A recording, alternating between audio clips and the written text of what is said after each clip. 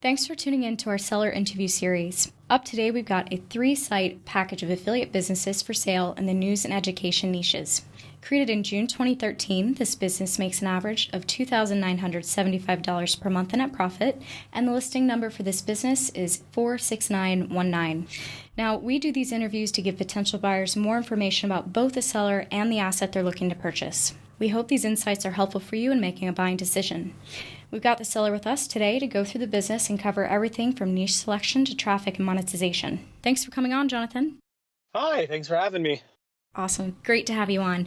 Before we get started, I'm going to go over a quick summary of the business. This business was built in June 2013. This business has monthly revenue of $3,145 and is producing an average net profit of $2,975, and that's based on a 6-month average. Included in the sale of the business are 3 domains and all related content and files and social media accounts. Can you tell us a little bit about your background in building and running online businesses? Yeah, so we got started with this site, actually with this company about, let's say, 6 years ago. And the first site we built did quite well. And so we decided to create, I'd say about 3 or 4 years down the line, a couple of niche microsites, which we're including in the sale as well. Me and my business partner come from both a SEO and technical web development background. So this kind of started all as a side hustle that just kept growing and growing to the point where we got to live the dream and quit our day jobs. And yeah, so halfway through that company's life cycle, we started another one, which is in the similar realm. It's in affiliate marketing and analytics. So it's a parallel business that's just been growing nicely. And so we've kind of been trying to divest from our websites into this SaaS platform, which is the reason why we're selling these sites. That is awesome. I'm sure a lot of people listening to this are going to be pretty excited that I think you're living the dream for a lot of people who are building their online businesses. Yep. What kind of led you to this particular business model? Why did you choose, the affiliate model, and how has that really worked for you? It's a really good question, actually. I haven't thought too much about it recently, but I think initially the reason why we chose affiliate versus, let's say, like classical banners and advertising is intent. It seems like a bigger opportunity for somebody to go into affiliate marketing because if you're doing the content correctly, you'll get users who have much more intent, which means you can monetize them better, which means you can make more revenue from those users and from those advertisers. Whereas traditional advertising in terms of banners and video is much more of a spray fire situation, in which case you're just trying to get a massive number of people and hope to monetize through that. Whereas I can have maybe a few hundred or a few thousand users visiting the site in a day and monetizing effectively, I would need, probably a few 100,000, if not a few million, to make the same amount of money. And so that was nice. Also, it's less technical. You don't have to have all these different banner solutions all over your sites, which is making your site load slowly, understanding the technicality of that and having to go to RTBs and buying and selling. That's a lot of work that we weren't trying to get into. We were trying to get into more of like an evergreen business, which we would just set it and forget it. Similar to the analogy I like to give is the difference between a day trader and a real estate broker or a real estate owner. We didn't want to day trade. We didn't want to do PPC or advertising or banner ads because you have to check things on a daily, hourly basis constantly. If something messes up, you could lose, hundreds or thousands of dollars. Whereas with affiliate marketing, that's much more akin to like a real estate business where you just create a site, great content, build links, load up the affiliate links on your site, and you don't really have almost any overhead to take care of. Yeah, I love that answer, and I love the connection to real estate. I think that's, one thing that we're trying to make clear to our audience is, how much there's kind of overlap. When people think about investments, they think, real estates or stock, and then they don't really think about online business kind of operating in the same way or could be giving them same ROI. So very, very cool to see you make that connection. I understand that you have different niches. There's obviously multiple sites in this package. So why did you choose these niches? Essentially, the first website we started was an all-around website. It was just a generalist review website that kind of ended up acting as our testing grounds. So we would build a bunch of different categories on that site, ranging from sleep to mattress to website builders to SaaS platforms, really anything under the sun that we could find. We would build categories on that website, see how they do. And the plan was whichever categories catch on, we would promote more on that site. And we would take that and build into a niche subsite. And that worked quite nicely. That's kind of the process that we had for choosing categories. It was, for the most part, just see what works and then replicate that process in a bigger, scalable way. Awesome. This might feel like an obvious question, but it's worth asking. How does this primarily make money, this business? Everything is affiliate marketing. There is no other way. We're all organic traffic. So essentially, I guess the UX path is the user finds us on a Google search, clicks into our site, and then absorbs some of our content and hopefully clicks on a link that leads them externally to one of our clients. If they buy something or sign up for something, we get a commission. Great. We always try to make sure that we're getting the backstory and understand, the reasoning for sale. So why are you selling this business instead of keeping it or growing it? Yep. So I touched on this earlier. Basically, we've been running these sites for 6 years or so. I would say in the last 2 years, we've almost completely phased ourselves out from the business, specifically because we have this parallel software that is it's very, very exciting. So just to touch on that a little bit, because maybe I can sell this to some of the listeners as well. Basically, the idea is with our other sites, we had, maybe 500 to 1,000 different platforms that we were having to log in to check how much money we were making. And that was becoming pretty difficult at the time. And so we looked for a solution to solve that. We couldn't find one. So we built one internally, showed it to a bunch of other affiliate marketers, and they were like, we want to pay for this. You should start a company. And so we did. And so this company has been growing on the side the last 2 years. And so we've been divesting more and more from our websites and using those funds specifically to help build the company and hire more developers and get that going. And we've just reached a critical junction where we don't have the time. I mean, we haven't really put much of any time into the other sites. And our current SaaS platform is just taking up more time and more resources. And so we've hit this critical juncture where we just have to decide whether we want to raise money or we want to sell our prior assets to kind of help fund where we're going. And we've decided it's just best for us to focus on one specific thing. And we've been really happy with our SaaS platform. It was a very, very difficult decision to sell all the sites. They're my babies. I've been working on them for so long. And it took a lot of convincing from my business partner. Let's put it that way. I get that. I think a lot of people who do come to our platform, it's like selling your baby. It's everything you've worked on. But it sounds like you guys are off to a pretty exciting new start with this new platform. So congratulations. Is there anything you learned from this business that you would apply to future sites or businesses? What did you learn from building this that just worked? Yeah, there are a lot of things. This was one of my very first businesses, if not my first, maybe it was my first. So I've learned everything from it. It's kind of hard not to sound cliche, so forgive me for any listeners who are listening to this. But I think time management is extraordinarily difficult with companies like this because there are always many different things you can do. You can decide to work on growing your business, or you can decide to work on reducing technical debt. You can decide to work on more promotional stuff. You can decide to work on your roadmap. There's just time management is very difficult to start building a website. What else? Managing financials is way harder than I thought it would be. It's not just a spreadsheet where you throw your numbers in. What else? Oh, one of the most interesting things I've realized, and this may be a slightly cynical perspective on the world, but the best way to really grow companies of this nature is to leverage cheap labor in other countries. And now that sounds a little dark, but you can end up paying people, 50% to 100% of what the national average salary is and get really amazing employees who are fantastic and really build a team around those kinds of people for very, very cheap.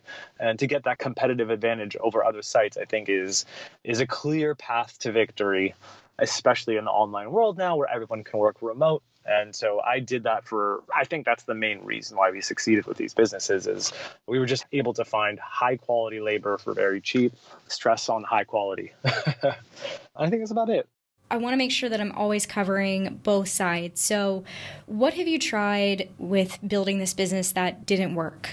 Link building has been extremely difficult. I didn't realize going into SEO how difficult it would be to actually get high quality links without paying for them, because we do not pay. We don't have a PBN. We don't go do the guest post for money or anything like that.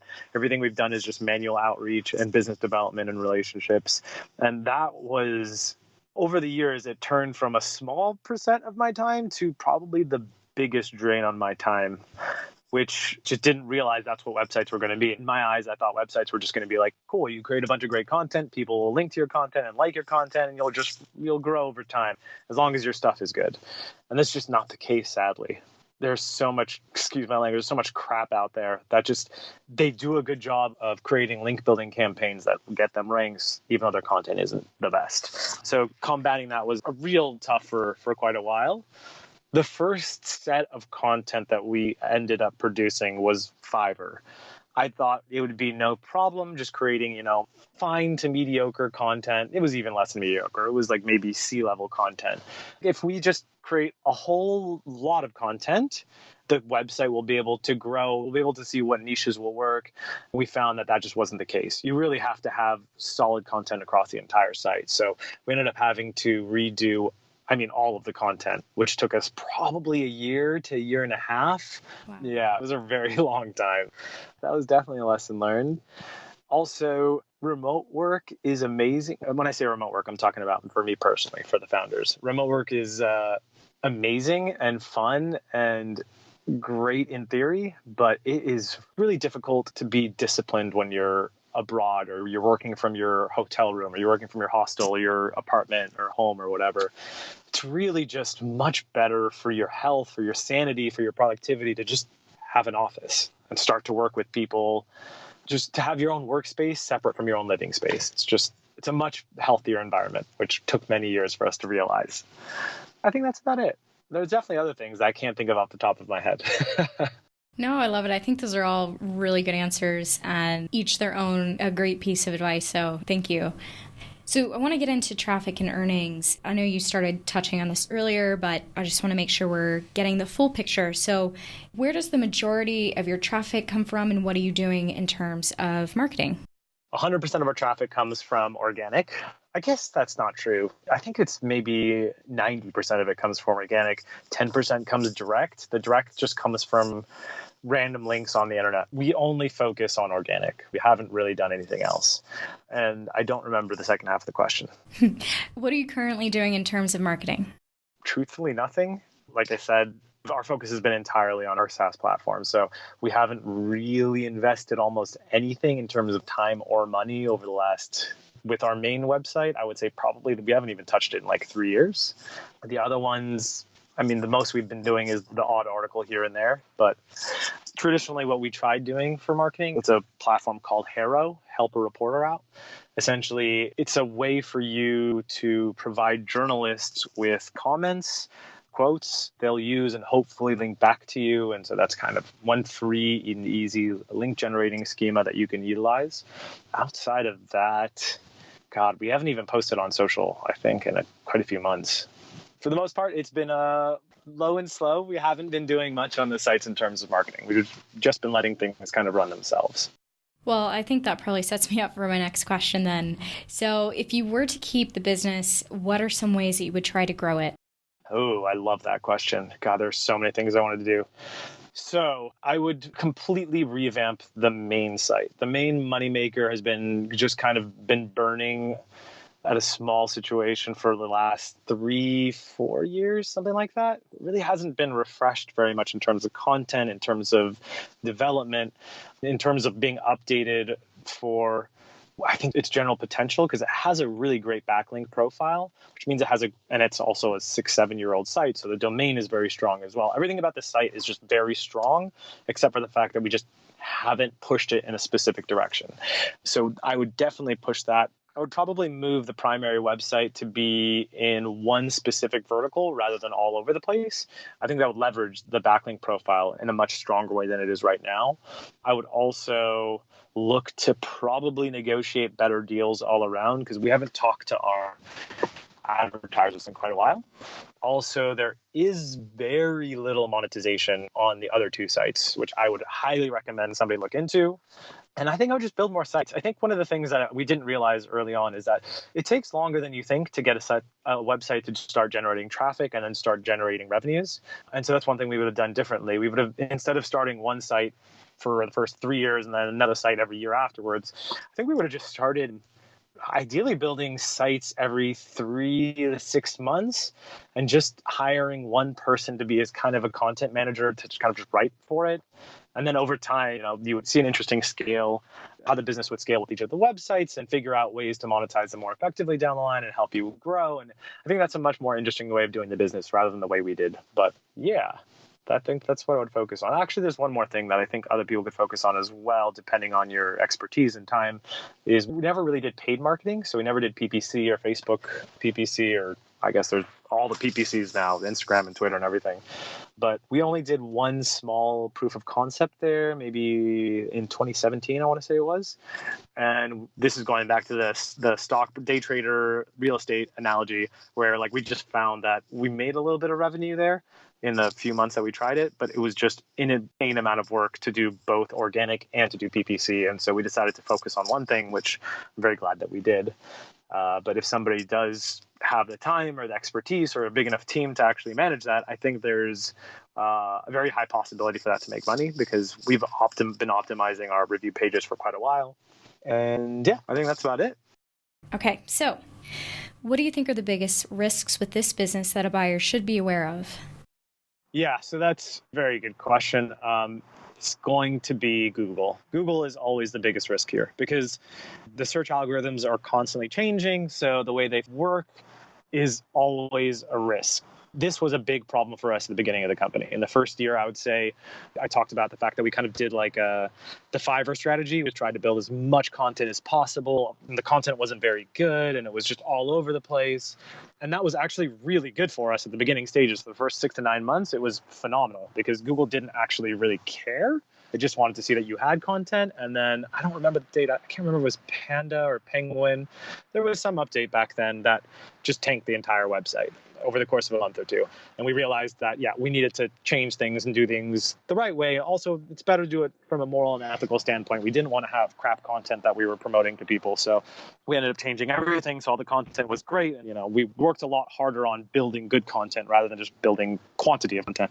And so, yeah, Google is something you're going to have to be worried about to some extent, I guess. Like the thing Google always says is build great content and then you don't have to worry about anything.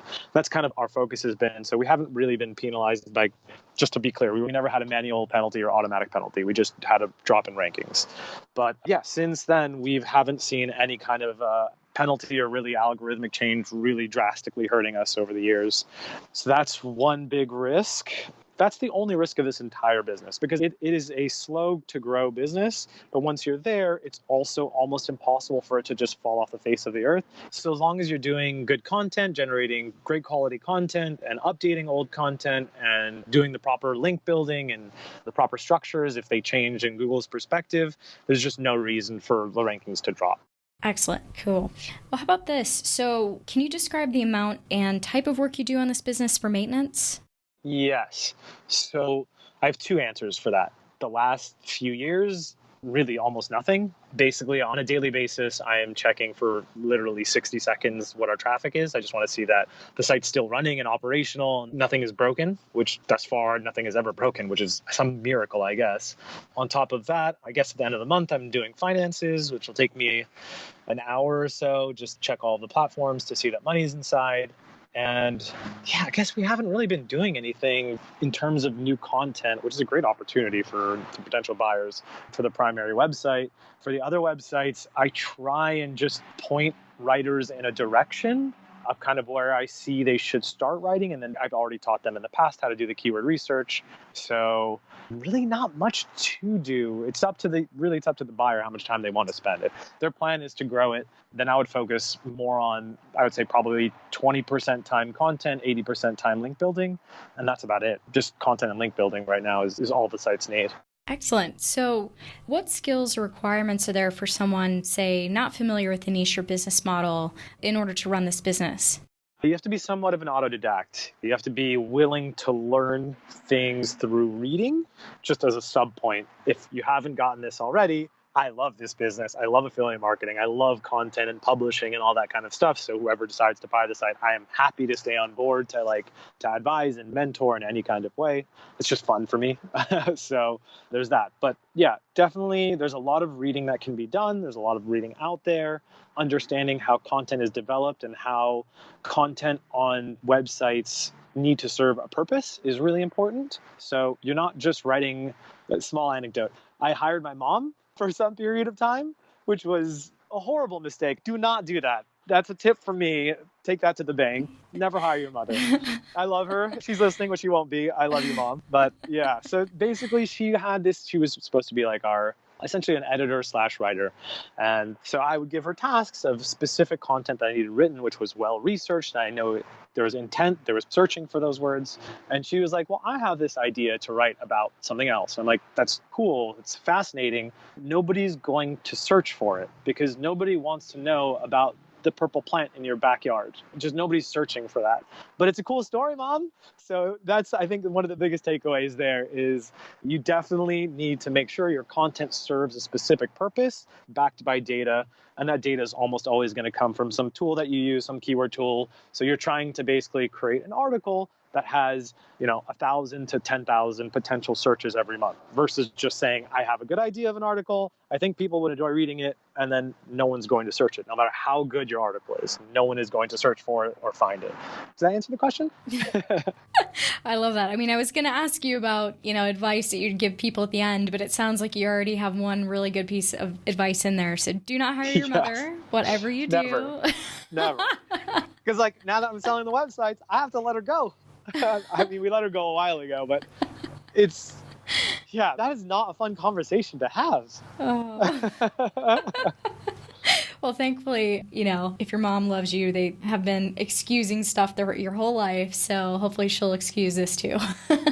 She will. She already has. So we're still in good contact. So that's super funny. You already answered one of my questions about how much support you're offering buyers. It sounds like you were, pretty flexible to support them.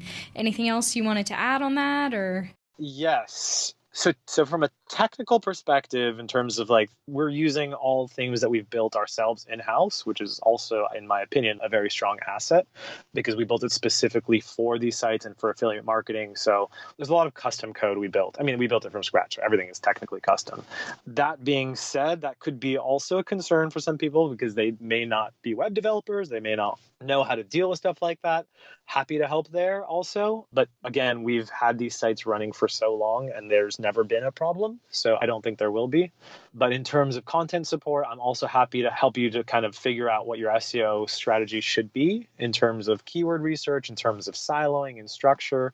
Again, I nerd out on this stuff all the time. And so I'm happy to help and to kind of figure out what the future strategy for you should be and stay on board in some respect. I mean, I hope that I can develop a good relationship with the buyer as well so we can stay in touch and I can see how the sites are doing because, again, they are my children and I would love to see them grow and how they grow and maybe even be a part of that in some way. That's an excellent answer. I think anyone listening to this would probably be pretty excited to have you on board, and it sounds like you're offering a lot of great support, so that's great. Yeah, that's free, by the way. I'm not charging. Hey, everybody, did you hear that? Yeah, that's great. Yeah, I think having an expert on board when you are launching into a new business, it certainly can't hurt and it'll only help. So that is pretty exciting stuff for everyone listening. Last few questions for you. Would you commit to a non-compete? Yes. Great. And are you open to negotiating something like an earnout?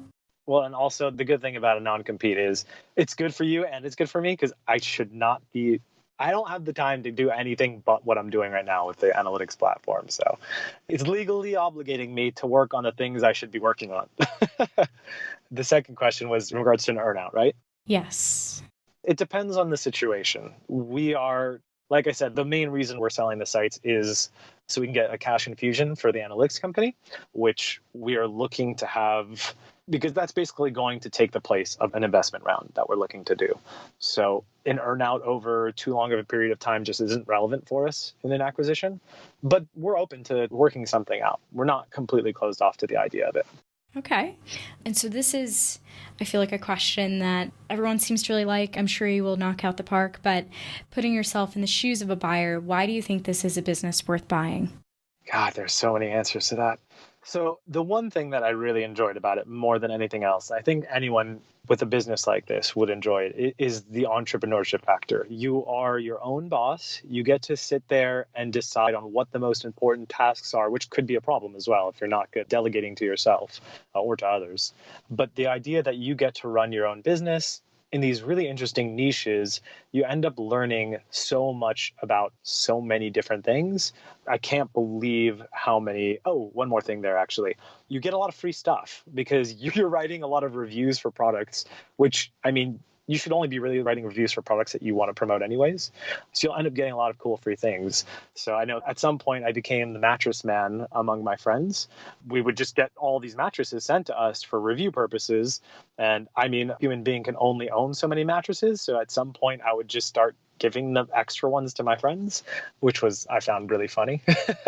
But beyond that part, I just think the business is really cool.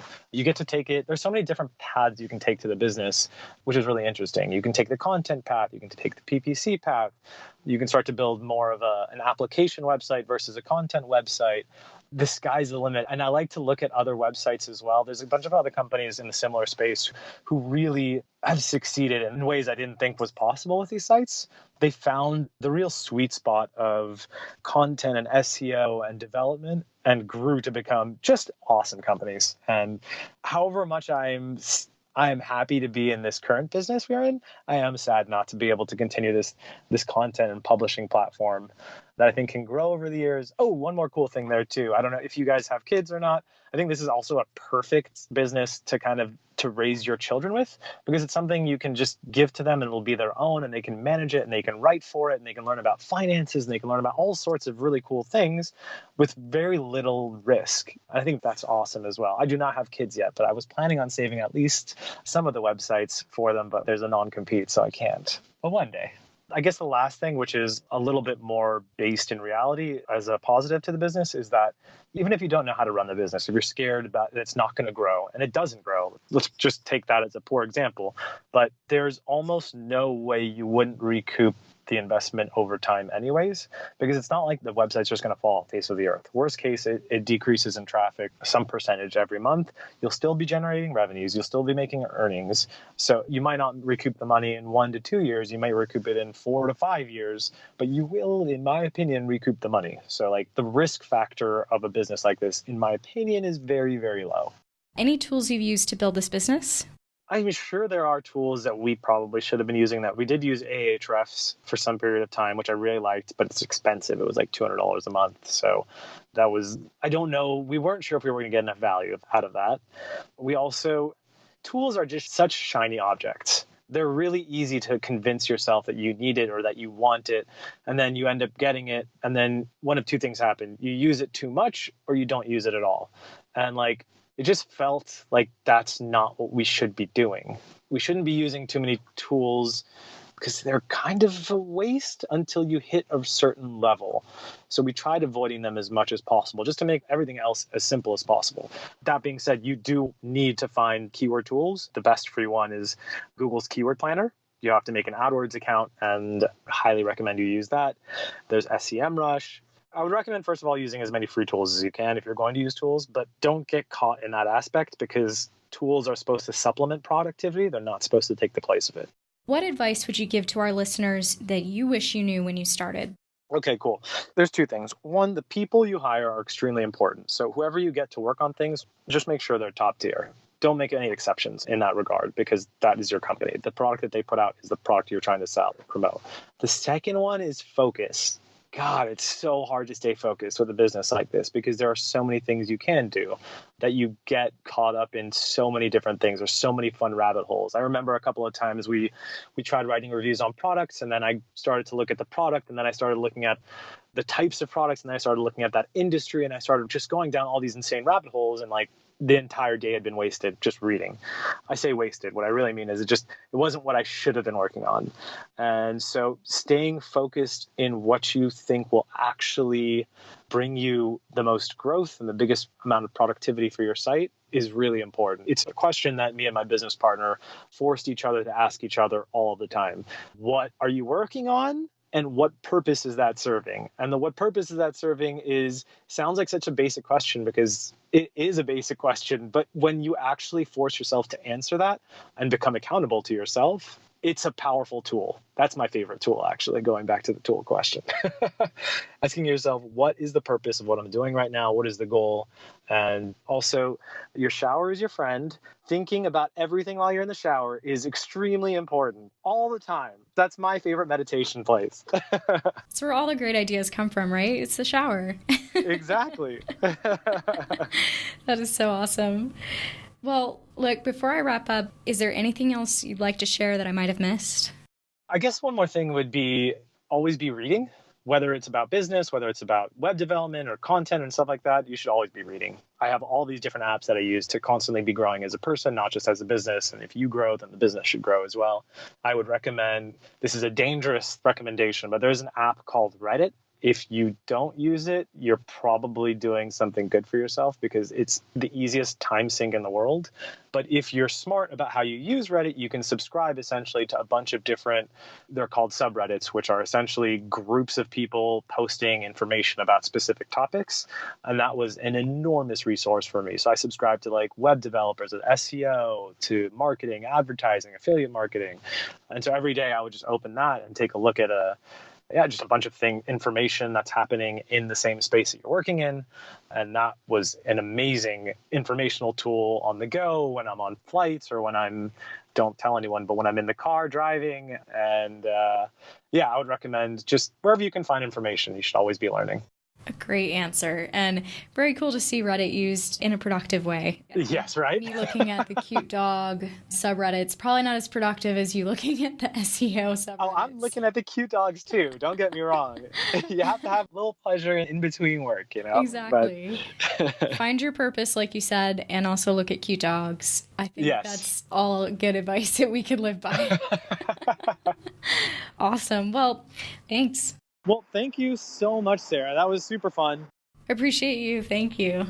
If you're watching this on YouTube, subscribe to our channel. And if you want more information, the link will be below the video that'll take you to this marketplace listing. If you're watching this on the listing page and want more information, become a depositor today. When you make the deposit, one of our business analysts will be in contact with you, and you'll be given everything you need to review this business. Have a great day.